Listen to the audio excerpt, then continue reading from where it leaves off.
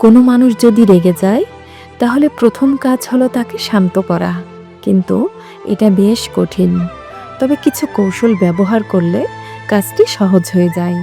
চলুন জেনে নিই কিভাবে রেগে যাওয়া মানুষকে শান্ত করবেন। ১. আগে নিজে শান্ত থাকুন এবং নরম সুরে কথা বলুন। হাত নেড়ে কথা বলবেন না। ২. মোটেও তর্ক করবেন না। এ সময় জেতা নয়, তাকে শান্ত করাই মূল লক্ষ্য। ৩. তাকে মন খুলে কথা বলতে দিন এবং মনোযোগ দিয়ে তার কথা শুনুন, যাতে সে বুঝতে পারে যে তাকে গুরুত্ব দেওয়া হচ্ছে।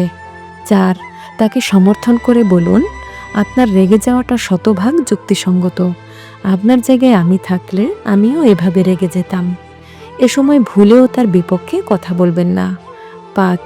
যার উপর রাগ করেছে তাকে তাৎক্ষণিকভাবে সরি বলতে হবে বা ক্ষমা চাইতে হবে। ৬. তাকে এই বলে আশ্বস্ত করুন যে অবশ্যই তার চাওয়া অনুযায়ী সমস্যার সমাধান করা হবে। ৭. যখন তার রাগ কমে যাবে তখন ধীরে ধীরে তাকে আসল বিষয়টি বুঝিয়ে বলুন।